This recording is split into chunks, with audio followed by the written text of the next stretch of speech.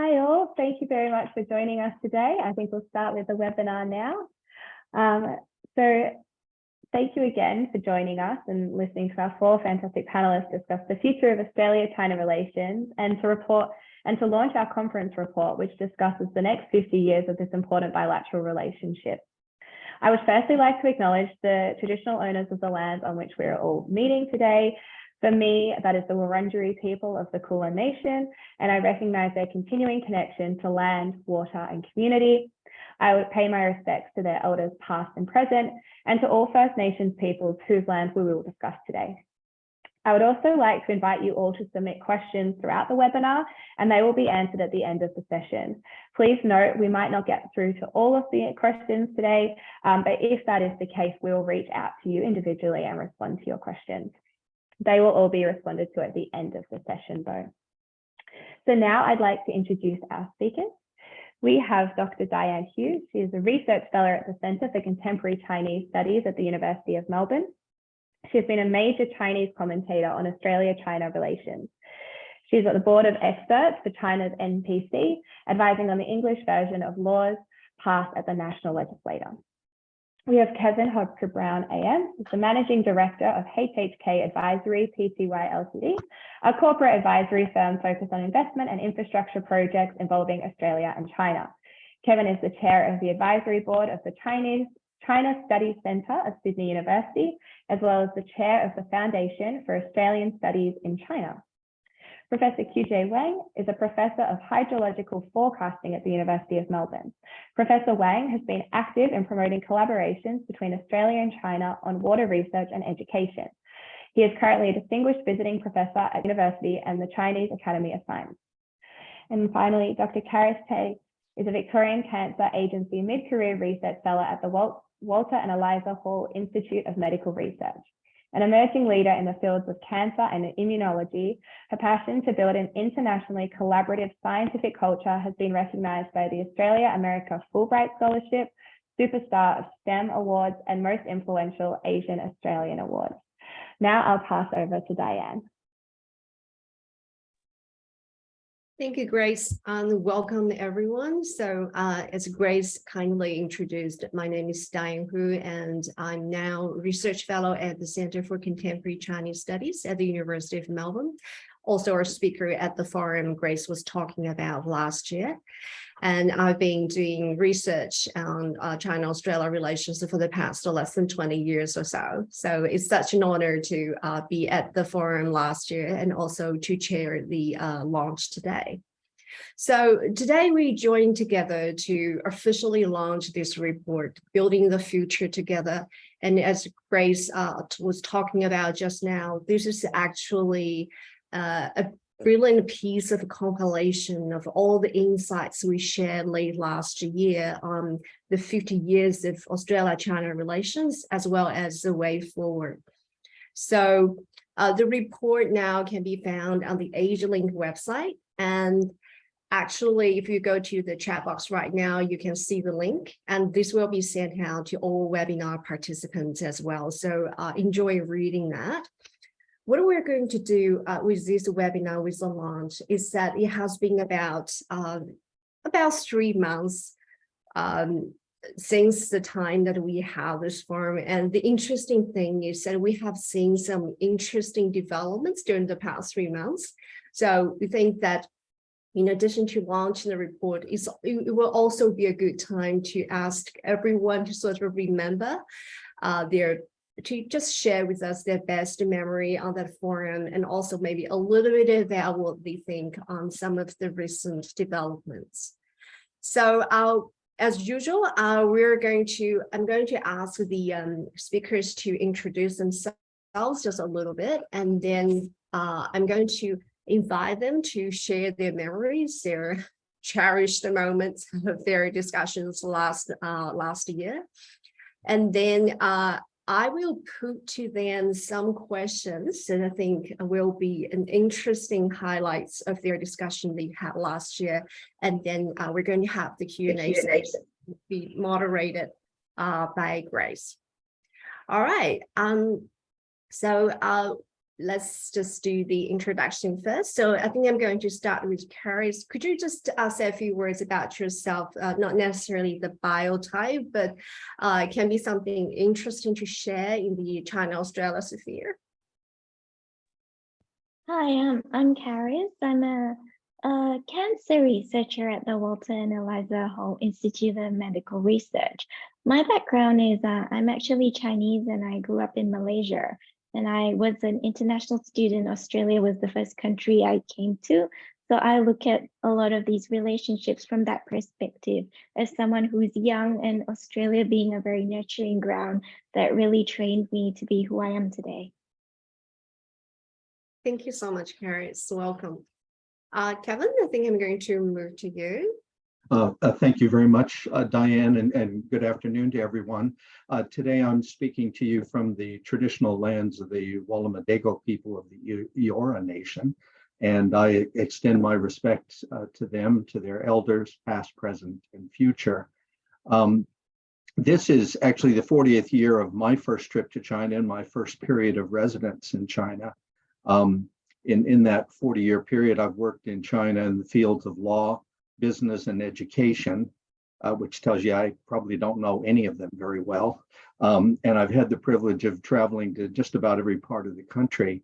Most of my time today is spent with the Foundation for Australian Studies in China, FASIC, in the pursuit of stronger educational and people-to-people links with China. I'm really honored to participate in this Asialink webinar as we focus on our future together with China, and to consider the things that we each can do to make that future as bright and mutually beneficial as possible. So thank you, Diane. I look forward to the discussion. Thank you very much, Kevin.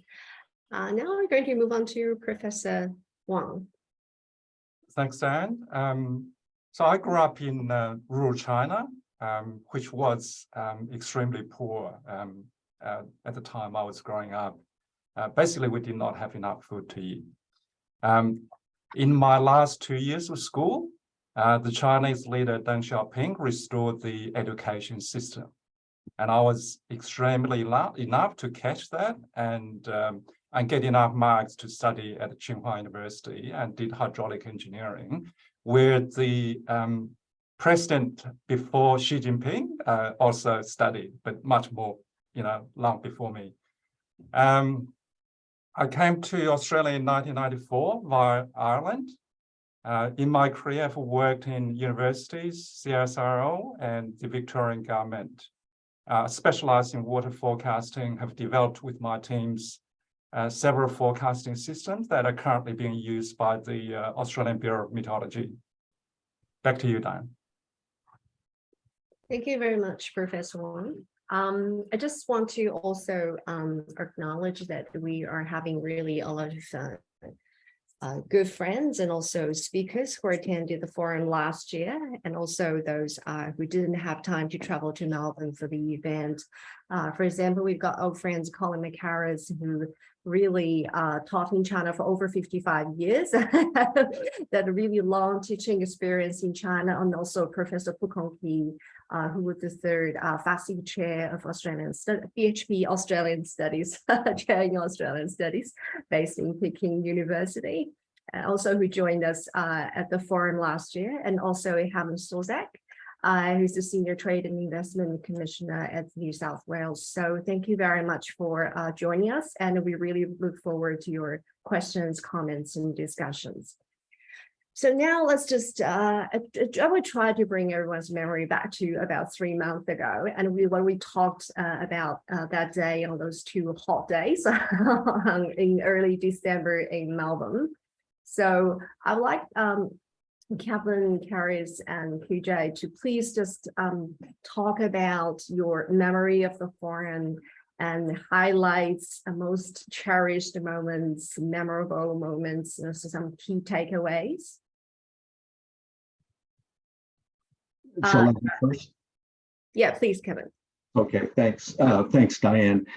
First, I'd just like to say the 2 days were amazing. I just have a vivid recollection of them being very, very refreshing.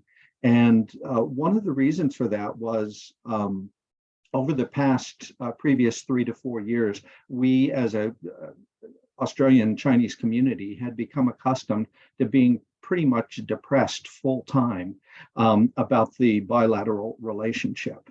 Every day we were sort of confronted with new lows, I thought, in the bilateral relationship. And so when we all got together at the forum in December, there was actually a sense of optimism about the future. And I'm a naturally optimistic person, so I respond to other people's optimism, but I hadn't detected it in our community for quite some time. So it was even more noticeable in December. To some extent, it was like when you've had a period of 2 or 3 weeks of cloudy, overcast weather, and then all of a sudden one day you wake up and the skies are clear and the sun is shining, you feel better. Have things fundamentally changed? No, but you feel better. And that's kind of where I thought we were in December. We recognized that there was still lots of work to do on the bilateral relationship, but we were all feeling better about it for the first time in many years. Secondly, the forum had really a dual nature. We were looking backward at the 50 years of the bilateral relationship, but we were also looking forward. And I think that by looking backward, we could actually see over that cumulative 50-year period, this is a deep and very powerful relationship between our two peoples and our two countries. And that helps shape our appreciation of the relationship as we think about moving forward. On the business panel, there was an emphasis on how complementary our two economies are. We've been hearing about that for 20 years, but the trade and investment statistics that we talked about at the forum really demonstrated that that's true. And that's a key fundamental point for us moving forward. On the business and trade panel, we talked a lot about the narrow and negative portrayal of China in the Australian media. And we all sort of bemoaned that condition and talked about ways in which we can help improve that, but also counter the effects of it, because cumulatively that has a very deep impact on our country. The panelists in the business section emphasized the importance of Australia and China collaborating on emerging business opportunities and social priorities such as environmental sustainability, education and training, and public health, just to name 3 that got a lot of attention there. And my 2 fellow panelists this afternoon are from those areas, and so I'm sure they'll have a lot to say about that. And then finally, on the business panel, everyone emphasized the importance of other organizations that support the Australia-China relationship, such as Asialink and organizations like the Australia-China Business Council. While the bilateral relationship was strained, it's often these organizations that keep the links alive, and so we should be very grateful for them. So that's my summary, Diane. Thank you very much, Kevin. And I mean, it was really amazing last year at the all the discussion at the business panel, as well as your talk in the first night at the reception, and all the stories you shared were just amazing. And what Kevin said was definitely is definitely true, particularly in the past 3 months as bilateral relations improve. We are seeing quite exciting news in the trade and investment front, not necessarily in the investment front, but definitely in the trade front. So with coal, for example, and also I've been talking to winemakers who are also getting very exciting news as well. So that's definitely true.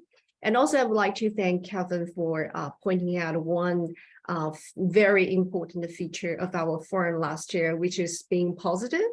And I think what we did last time is really to bring scholars to have this very insightful discussions on the way forward for bilateral relations, as well as reflecting back. And I think this is really important, this particularly the co-hosting among the Chancellery International, Asialink, and also the Center for Contemporary Chinese Studies, which are really engaging with China in very different ways in their own capacity, really show Melbourne Uni's commitment to China, and also commitment to research, as well as engagement to China, as well as the kind of passion for Melbourne Uni to engage in all kinds of public policy debate in this front. So this is definitely something, bring some positive note to the public discussion. This is what we try to do.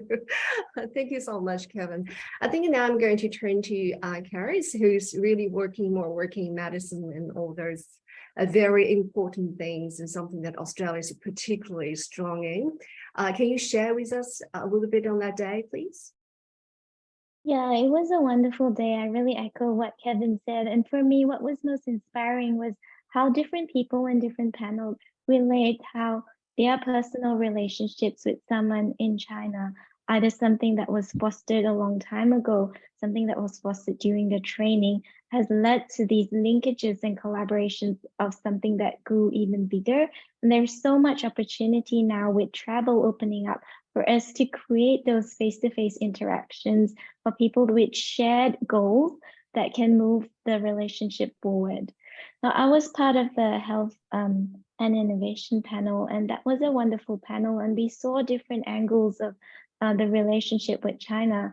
And one thing that we learned was there is a strong interest in China in aged care because of their growing aging population, and that feature could really shape our future relationship with China and Australia.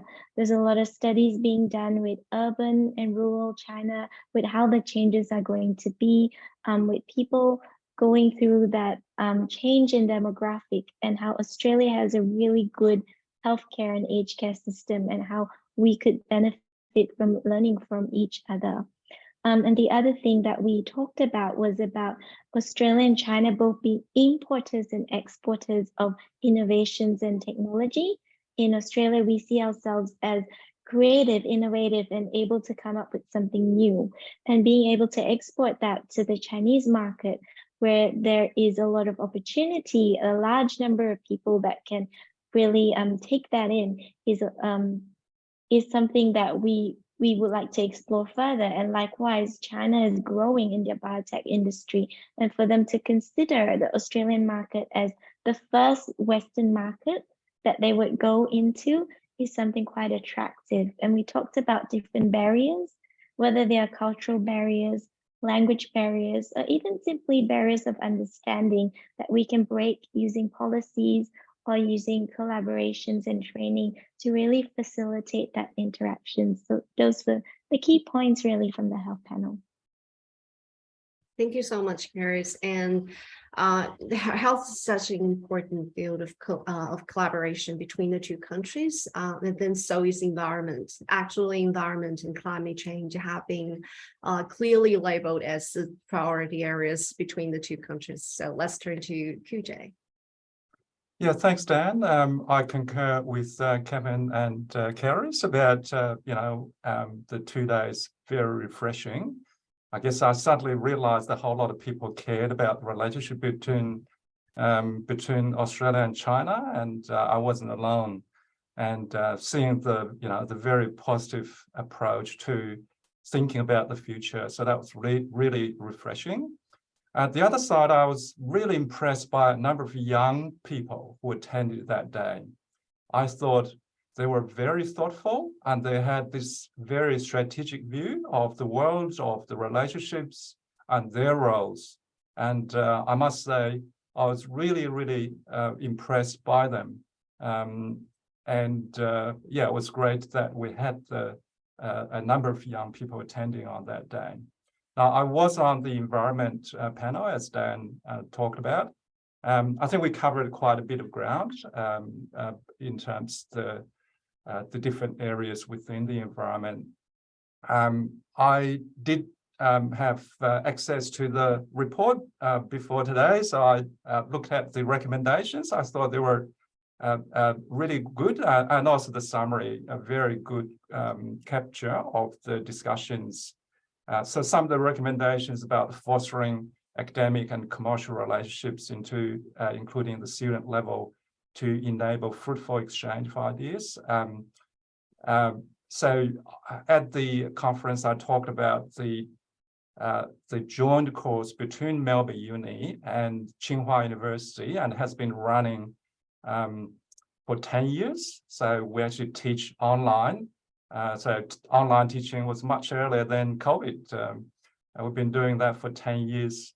And then students at the end of the semester would either with 1 year come to Australia to do the field trip with Australian students, and the other year Australian students would go to China for a field trip. So it's been wonderful kind of exchanges, and I really like to see that continue. And just on that, in fact, next week, I have Professor Zhongjing Wang from Tsinghua University visiting, and specifically actually to come and plan for this year's field trip, which will be in July, but also we're making changes to the course from 2024. So he's going to stay for the whole week.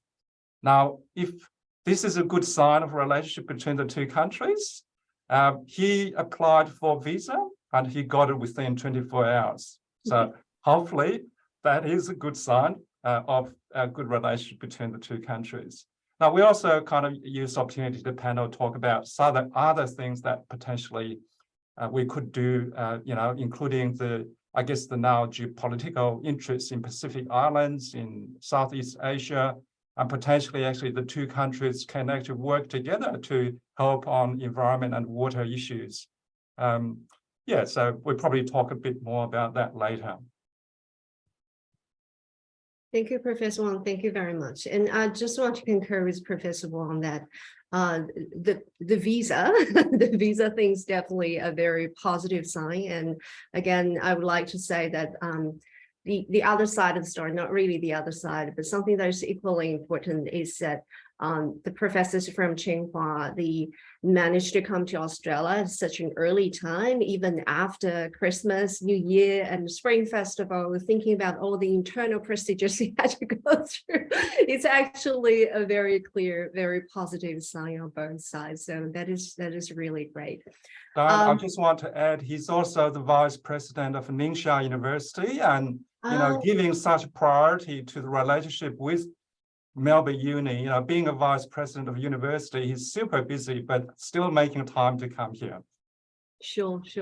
And again, I think that also speaks to the depths and also the success of the kind of collaboration you're having with him, as well as the kind of importance that he would put Melbourne Uni on. So that's definitely a very, very great news.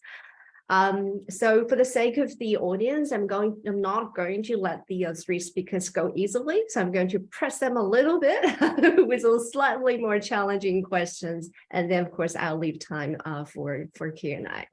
I think this time I'm going to start the other way around. So starting from QJ and then to Caris and to Kevin. I hope you don't mind. I think it would make great sense that we sort of continue the discussion with QJ and then just let him take a break and then we just move on with the other speakers. Professor Wang, I guess I have two questions for you. The first one is you were talking about this collaboration between the two countries. And again, the report and your discussion was talking about the sustainability emergency faced both by not just the two countries, but pretty much across the world. So how do you see China and Australia collaborating further to solve this issue and addressing environment or climate change concerns? So that's question number one. And question number two is actually a follow-up from what you said just now on Pacific Island countries, for example. We understand that it has always been an option for the Chinese side to have this kind of third place or third country collaboration with Australia. Do you think the Pacific Island countries would be an option? Would it be a possibility? Okay, so I'll address the first question first. So if we take the sustainability emergency, if we take the emergency word literally, I think we've had many emergencies here in Australia and in China in the last few years, and also going back. You know, if we think about flooding, we had just end of last year, we had very severe floods in northern Victoria and New South Wales, and also the previous year in New South Wales. And this year again, earlier in WA, so we had very significant floods. And if we think back a decade ago, we had the millennium drought. That was very, very severe. So the rural industries got severely affected, and also our water environment was significantly affected. And that's really what led to the Murray-Darling Basin Plan. And in China this year, sorry, I should say last year, they had a very major drought, something that really affected China. And then the year before, they had flooding. But I think the panel on the day also talked about some other sustainability emergencies. For example, with the very rapid development in China, and there was severe land degradation, land pollution, so soil pollution. That was and still a major issue for the future, and then air pollution and so on. And both countries, in terms of water, had water allocations, just using too much water, and also with climate as well, climate changes. We've seen impact, I guess, some that relate to the sort of flooding and drought I was talking about earlier on. So all those big challenges, we share a lot of those. And having said that, we also have made a lot of progress in both countries in terms of trying to address those issues. China has made huge improvement in terms of the air pollution control, water pollution control, and also increasing agricultural efficiency, making better use of land, and particularly retiring land for agriculture for ecological services, and that really helped the environment, but also had led to poverty reduction. So some of those really areas with very poor environment had a lot of land degradation and so on. So there've been huge kind of improvement, and in Australia the same. I talked about Murray-Darling Basin Plan that was set up in 2012. So just after the millennium drought, and a lot of our technology been developed. For example, I talked about the Rubicon water technology for irrigation, and that's actually now used all over the world. And so a lot of those things, solutions and policy changes and so on, both countries accumulate a fair bit of experience, and we can share those. And we indeed, in the past, we have been doing a lot of exchanges. And really, it's a matter now, I guess COVID is over, and also the relationship, the very frost relationship between Australia and China is kind of warming up. And I think there are a number of things we can do.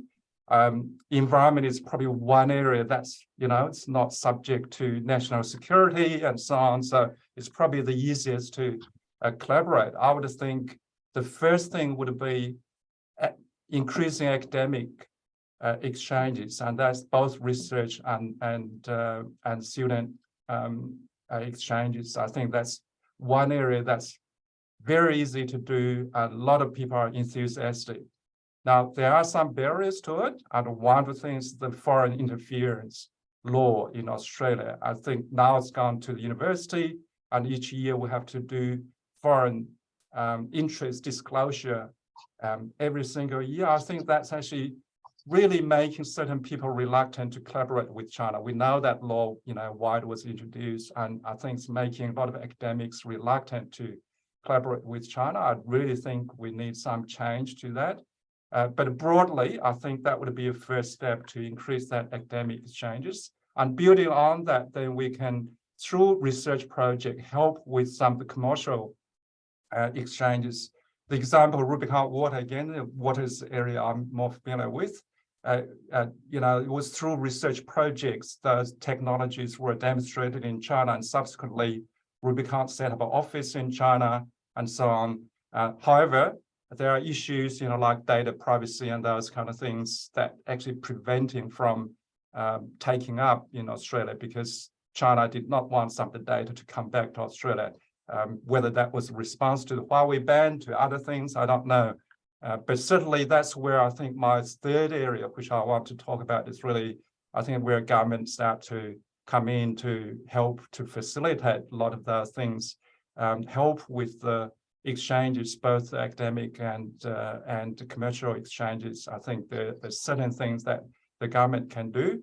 And then the next level would be government officials. Now, before the relationship went really sour between the two countries, I know in the water areas that many people, in fact, many of my classmates, because they're all in very high positions in China, and many of them came to look at Australia, how Australia managed water. Especially they were interested in the Australian water market, water trading, which leads the world.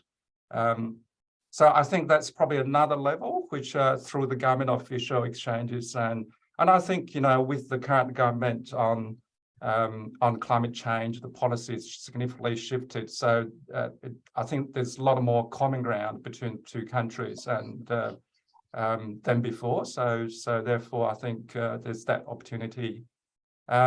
So on some of the Pacific Islands, that was the kind of, the nice thing about coming to those forums. You have people who have been doing work in Pacific Islands, and I was aware a little bit of work. haven't done work there. And then, with the larger geopolitical interests in the Pacific Islands, we thought maybe it's a really good thing, to do something for both countries to come together and to help those countries, because China is starting to have a big footprint there.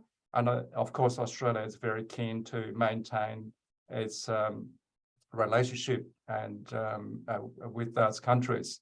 Now, at a political level, I really don't know how receptive, but I think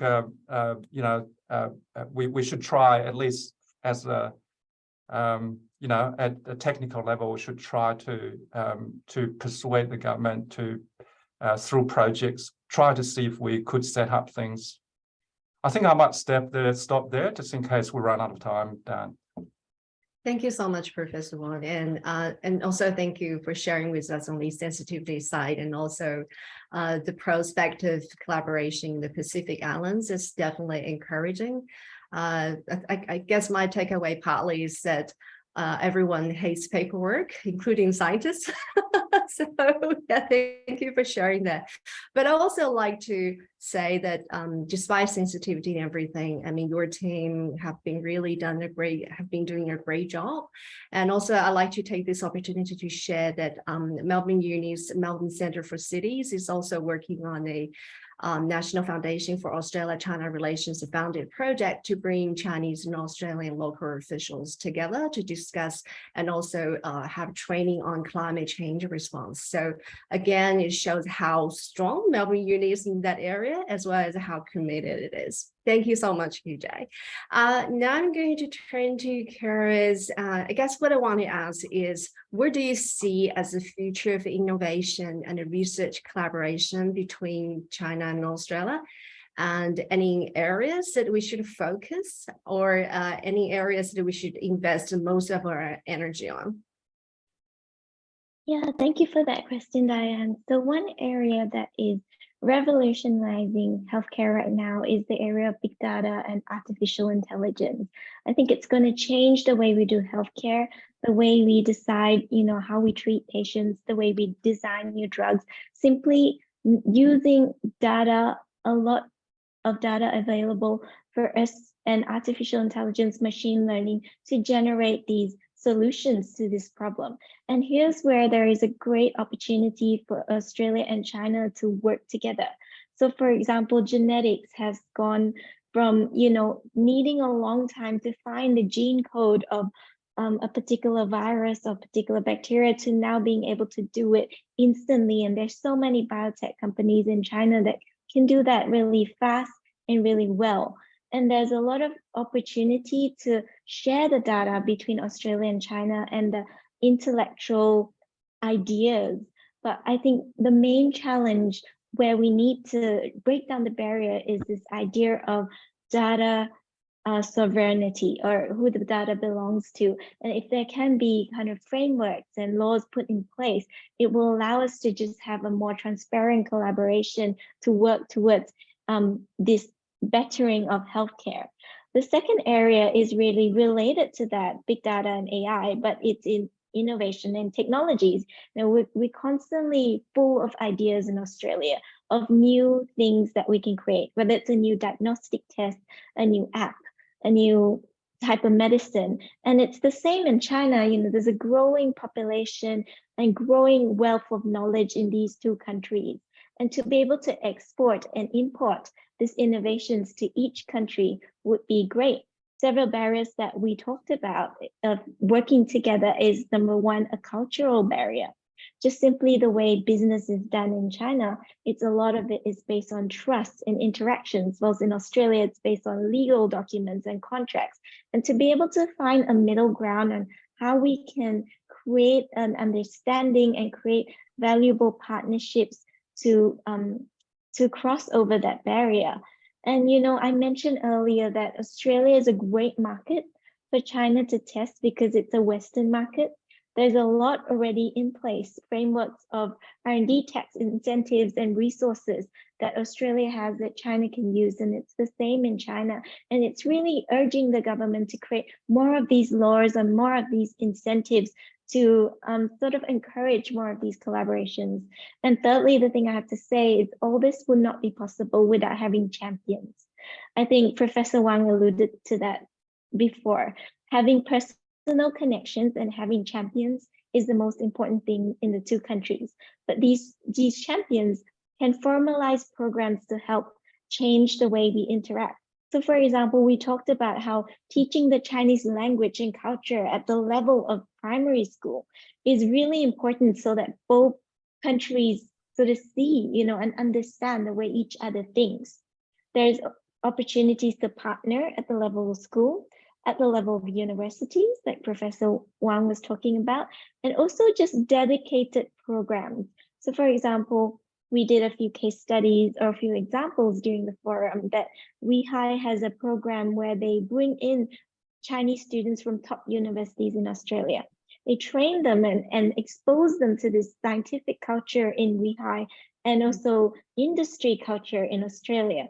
And these students, they go back, and this is part of their training, and they slowly would climb the ranks and then have that idea that, we can work together. So that this training and these champions has to be cultivated from a level where, when they're children to early on in the training process, so that we raise champions that can partner together in the future and really create change. So I'll leave it as that for now.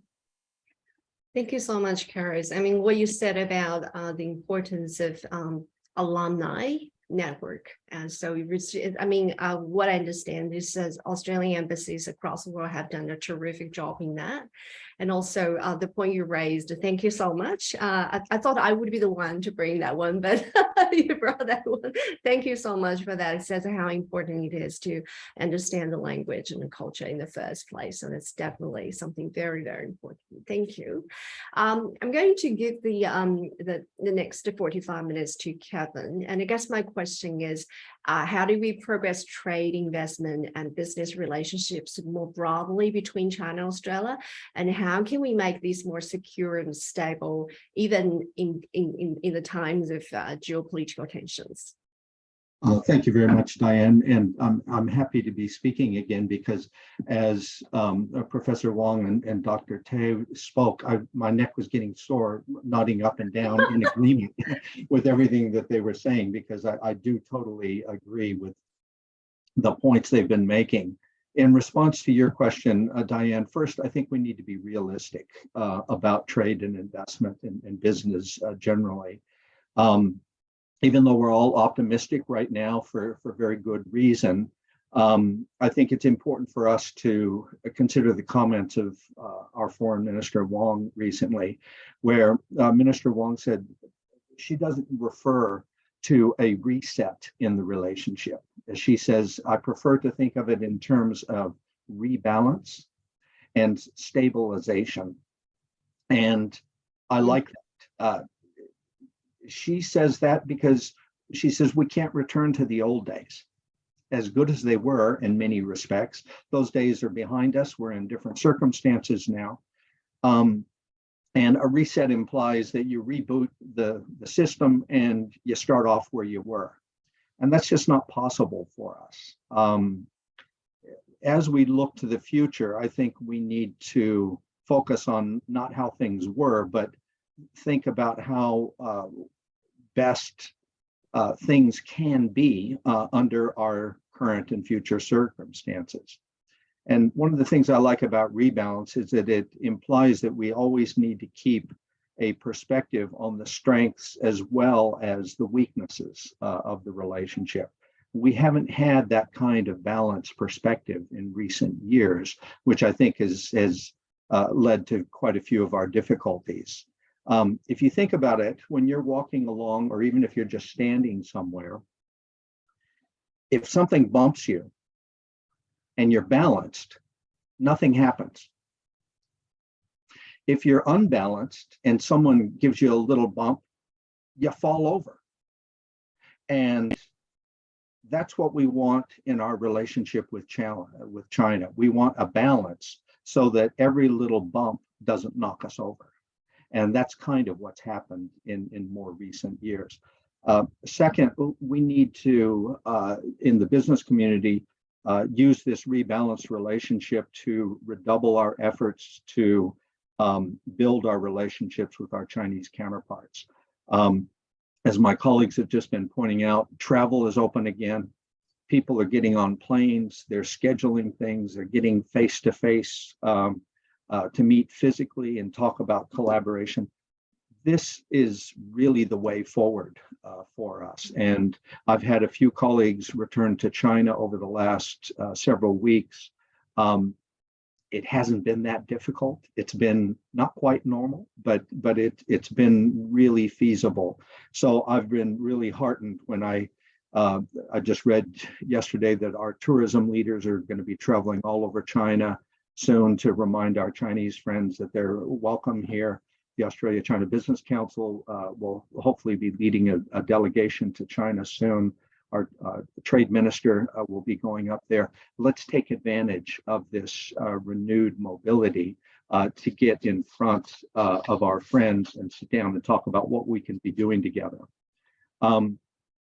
Third, I think our government needs to be quite disciplined in its balanced approach to China. And this means that we're careful with our language. We've focused a lot at the forum and today on what we as individual organizations and people can do, but the language of our leaders is critical. Assistant Minister Watts gave an excellent speech at the forum in December, and I thought he framed the relationship in the future beautifully. Of course, Foreign Minister Wong has been very careful and I think very positive in her language. She's never tried to skirt any sensitive issues, but she puts it in perspective. And this is really critical. Back in 2009, we had a number of setbacks in our relationship with China. Some of it related to the ill-fated Chinalco investment in Rio Tinto. And for the next 6 years, as I traveled around China, Chinese business people would ask me, why is Chinese investment not welcome in Australia? Now, our political leaders thought they'd solved that issue 3 or 4 years previously. But the point here is that when a perception is created, it is very difficult and it is very time consuming to change that perception. And so what our political leaders say means something. It's very, very significant. So if people in leadership positions can be disciplined with their language, I think that helps us do our work. And then finally, I think we all need to be patient. You can see we've all got a lot of energy and enthusiasm for this topic, but it does take time to resolve trade disputes. And for example, when Minister Farrell is up in China, it will take time. It's going to happen. I'm absolutely confident that the two countries will resolve their differences, but we need to give it time for the system to work. So thank you very much. That's all I have to say. Thank you so much, Kevin. And I guess Grace just put you last deliberately so that we could end on a positive note, as you're a positive person. Thank you. As chair, I just want to thank Professor Wong, Kevin, and also Karis. Thank you so much for sharing with us. So I'm going to hand over to Grace. Thank you so much. And thank you all of you for such interesting conversations. I feel like there's a lot of food for thought in everything that you've all spoken about today. And I think we're all going away with a lot of learnings from today's conversations. I also just want to again encourage everyone to put their questions in the Q&A chat. If you haven't already, we've got about 11 minutes left. And so I'm going to try and squeeze in a bit cheekily 4 questions, one for each of our panelists today.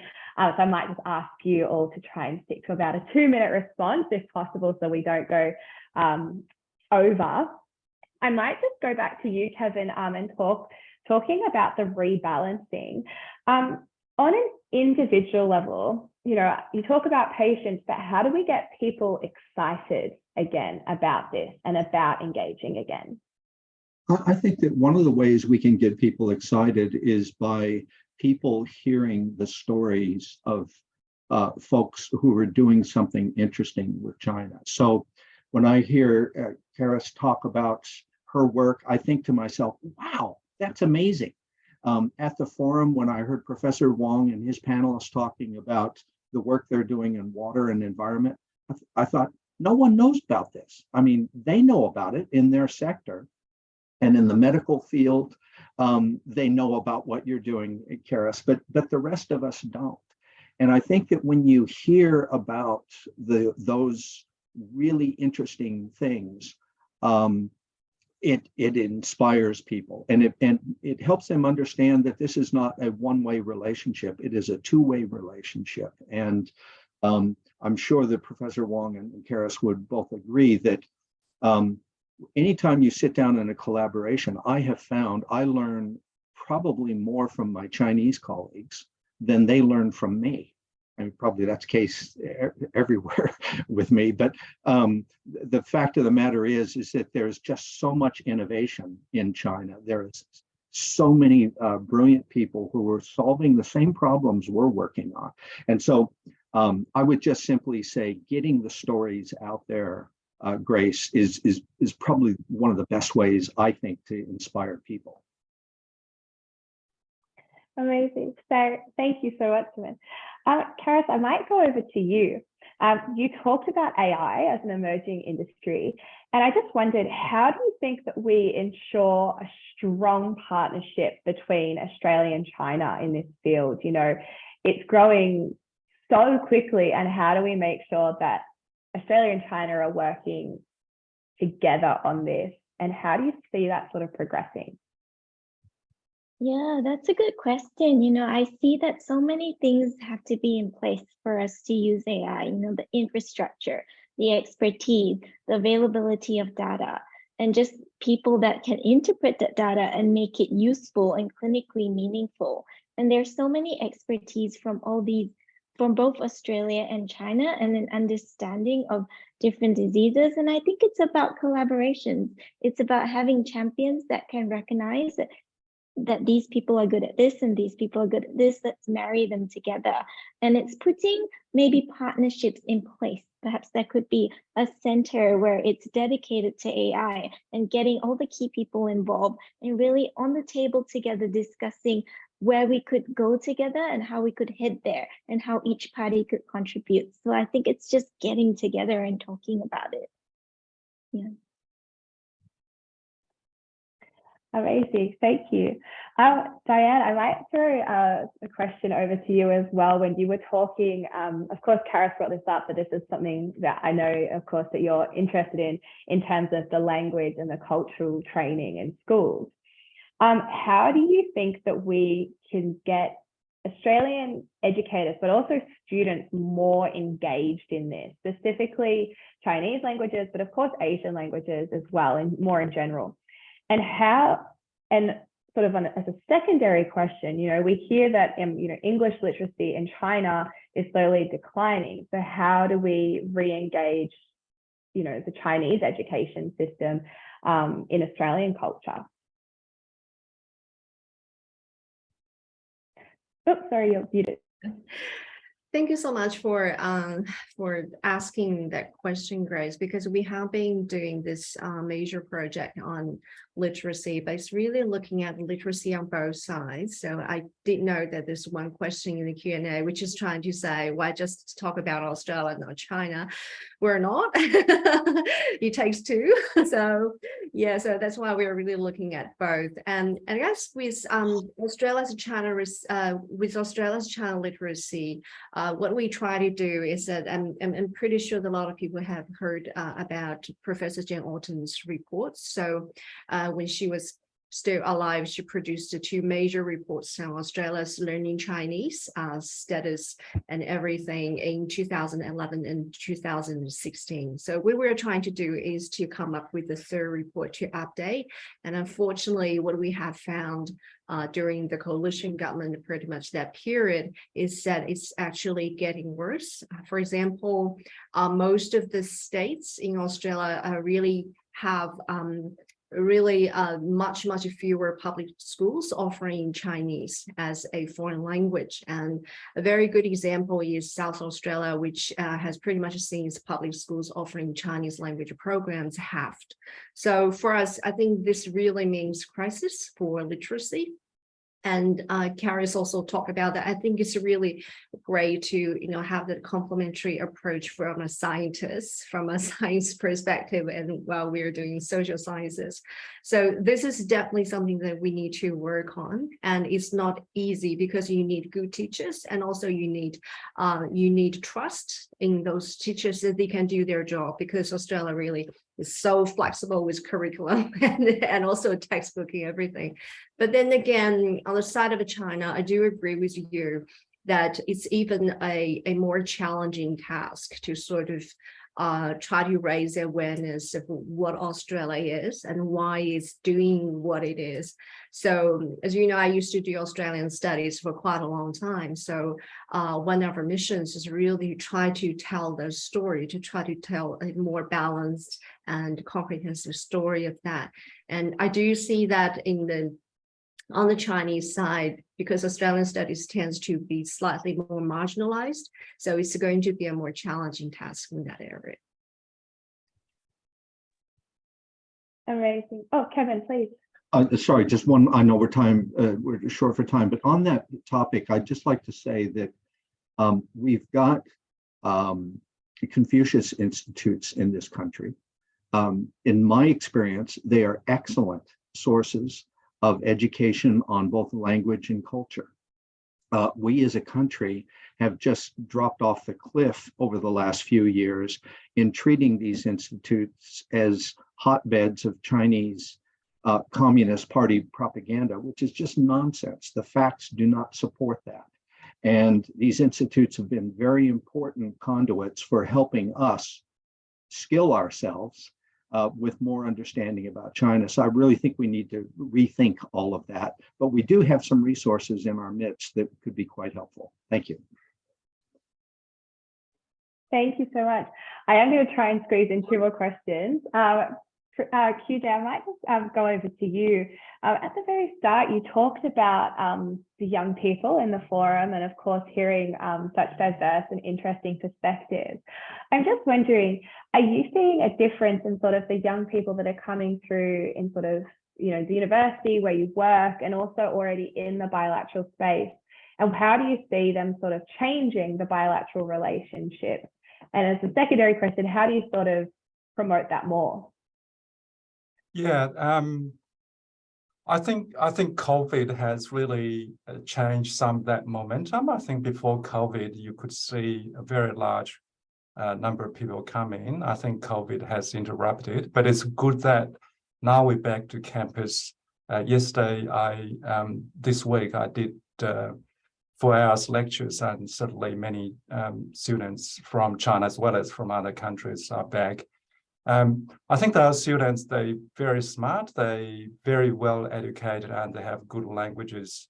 And I think over time, this is becoming more so. I think those people, more and more those people, they're seeking to return to China after finishing their study. I think it used to be parents kind of hoping that they might actually stay on in Australia because we have a better lifestyle and better working environment and so on. But more and more people finding opportunities in China and they're returning.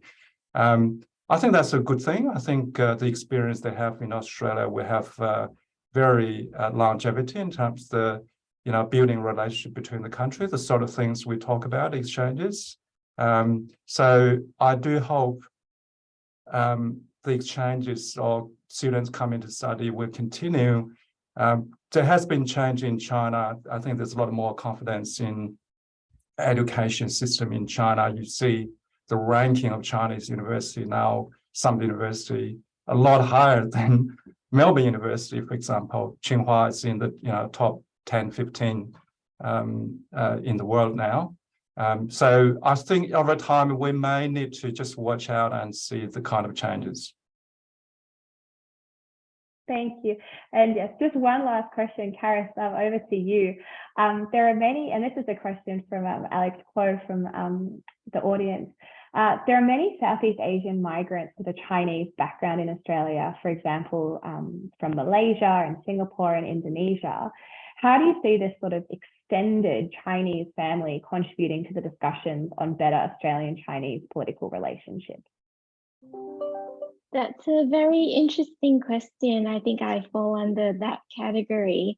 As different people that have roots in China move to these different Asian countries, they adopt with them a shared culture of having a Chinese heritage, but also adopting a different culture. So it's bringing a different perspective. And a lot of these people, if they're based in Australia, they want to help Australia grow. And one of the communities I'm linked with, the 40 under 40 most influential Asian Australians, is an example of that. And I think that being open-minded and understanding that everyone has an idea of what it's like to be connected with a Chinese heritage and having ideas of how, based on their personal experiences in different countries, how you could shape that, and how being Chinese in a different country, how you could shape that relationship is really helpful. So I hope that we can add some insights there. Amazing. Thank you so much. I just want to extend another thank you to all 4 of our panelists today. I think the discussions have been so interesting. It was so lovely to hear from you in December and then to sort of speak about it, everything again, and see already how much of a difference there's been in the relationship. And I do love just that the takeaway message really was that there is hope, and that we really need to focus. We need to stop looking backwards on all of our issues, but start focusing on the future of our relationship and overcoming the hurdles that we've previously seen. So yeah, a big thank you again, and thank you to everybody who attended. We're very happy to have you and look forward to many more conversations like this. So thank you so much. Thank you.